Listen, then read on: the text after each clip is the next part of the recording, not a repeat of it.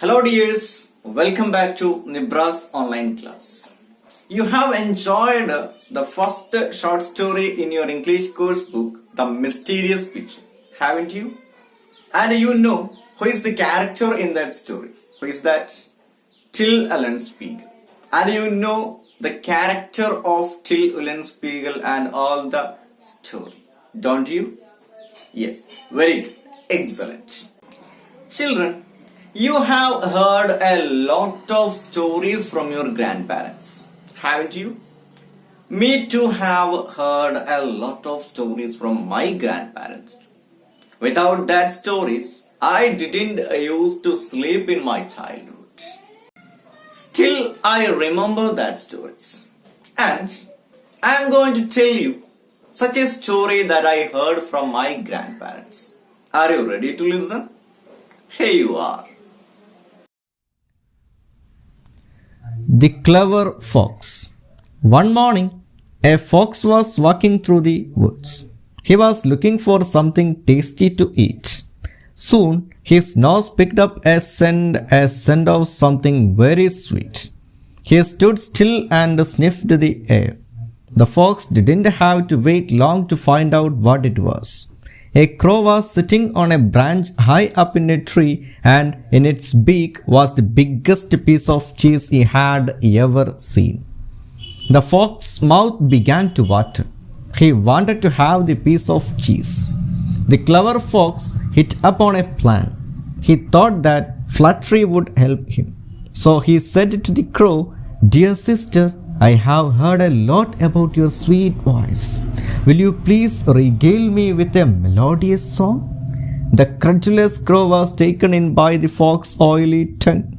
It forgot about the piece of cheese in its mouth and opened its beak to sing a song. As the crow opened its beak, the piece of cheese fell down to the ground. The clever and cunning fox picked it up and swallowed it up. I hope you have listened to the story that I tell you very carefully. Have you ever heard that story before? No? Yes? Okay. Some of you might have heard that story before because your grandparents also tell you stories. Okay. And did I mention the writer of that story? No. What may be the reason? The reason is there is no a particular writer to that story. That's why I didn't mention the writer. Okay. And this story and the story that you have heard is passes from generation to generation through the mouths or one person to another person. Such stories are called folk tales. What do we call? Yes, folk tales. And what do you mean by a folk tale? Yes, the Cambridge English Dictionary defines folk tale is a story that parents have passed on to their children through speech over many years. That is what the Cambridge Dictionary defines folk tale. And so, folk tale is a story that passes from generation to generation through orally. That is what we call folk tales. And in this lesson, I am going to start the second lesson of your English course book, The Boy Who Drew Cats. And in this story, there is a boy who is a painter and who knows only to draw the cats. Have you ever drawn the picture of cat? No? Try to draw a picture of cat like the boy we are going to study.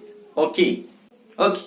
And the boy who drew cats is a Japanese folktale. It's a Japanese folktale. That means the story does not have a particular writer. But you can see a profile in your textbook. Then who is that person? Yes, that is the publisher of the story, The Boy Who Drew Cats. Let's have a look at the profile of that person. And who is the publisher? What is his name? How can we read that name? Yes, it is Hasegawa Takejiro. Hasegawa Takejiro is the name of the person who published this story, The Boy Who Drew Cats. Let's have a look at the profile of him. Hasegawa Takejiro was born in 1853 and died in 1938, was an innovative Japanese publisher specializing in books in European languages on Japanese subjects. He employed leading foreign residents as translators and noted Japanese artists as illustrators, and became a leading purveyor of export books and publications for foreign residents in Japan. Now you have a read the profile of the publisher Hasegawa Takejiro, haven't you? And without wasting a minute, let's start this story, The Boy Who Drew Cats. And don't forget to underline the unfamiliar words in your textbook and check the meaning of that words in the glossary, either the glossary or any other dictionaries. Okay? Are you ready to listen this story? Here you are. The Boy Who Drew Cats, published by Hasegawa Takejiro. A long time ago, in a small country village in Japan, there lived a poor farmer and his wife, who were very good people. They had a number of children and found it very hard to feed them all. The elder son was strong enough when only 14 years old to help his father, and the little girls learned to help their mother almost as soon as they could walk. But the youngest child, a little boy, did not seem to be fit for hard work. He was very clever, cleverer than all his brothers and sisters, but he was quite weak and small. And people said he could never grow very big. So his parents thought it would be better for him to become a priest than to become a farmer. They took him with them to the village temple one day and asked the good old priest who lived there if he would have their little boy for his acolyte and teach him all that a priest ought to know. The old man spoke kindly to the lad and asked him some hard questions. So clever were the answers that the priest agreed to take the little fellow into the temple as an acolyte and to educate him for the priesthood. I hope you have listened to this story very carefully, haven't you? Do you understand the story? Okay. Let me read this story once again and ask you a few questions to check whether you have understood or not. Are you ready for the questions? Okay. So I'm going to read the first paragraph of the story and I will ask a few questions from it. Okay. So please ready for the questions and ready to answer that question yourself. After hearing the question, please pause the video and try to answer it. Are you ready? Okay, here we go. A long time ago, in a small country village in Japan, where lived a poor farmer and his wife who were very good people. They had a number of children and found it very hard to feed them all. The elder son was strong enough when only 14 years old to help his father.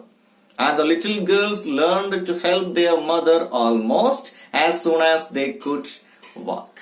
This is the first paragraph of the story, The Boy Who Drew Cats. And my first question is, how does this story begin? How does this story begin? Yes, the story begins a long time ago. A long time ago. Pand. Okay. And my second question is, what are the other beginning of the folk tales that you know? What are the other beginning of the folk tales that you know? Yes. years back. Years back. A great while ago. A great while ago. And also back. Far back. These are a few examples for the beginnings of folktales. Okay. And my second question is, where is this story take place? Where is the story take place? Where is the story take place? Yes, very good. In a small country village in Japan. In a small country village in Japan. And who are the characters mentioned in the first paragraph? A farmer and his wife. Excellent. A farmer and his wife are the characters that mentioned in the first paragraph. And what does the first paragraph talk about the elder son? Yes. The elder son was strong enough when only 14 years old to help his father. And these are the things that we learned from the first paragraph of the story, The Boy Who Drew Cats. Let's move on to the second paragraph. Listen.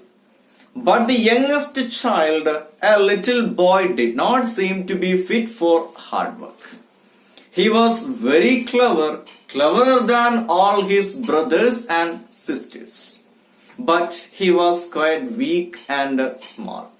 And people said he could never grow very big.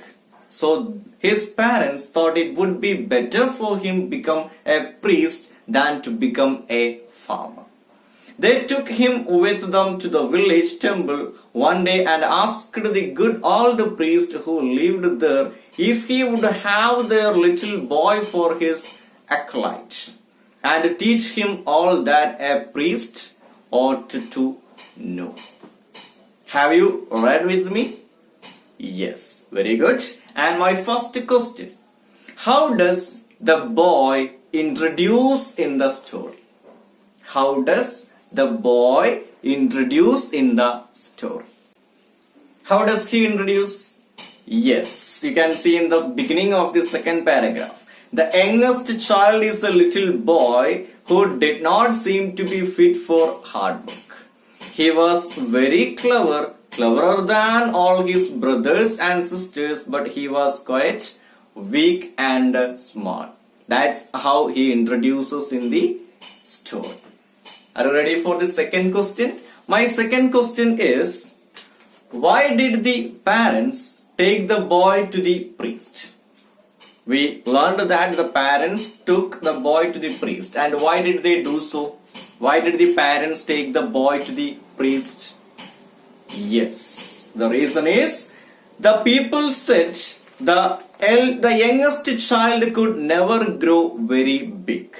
So his parents thought it would be better for him to become a priest than to become a farmer. And that's why the parents took the boy to the priest. Okay with that answer? Okay. I hope you have also answered that question very correctly. And what does the word acolyte mean? My next question is, what does the word acolyte mean?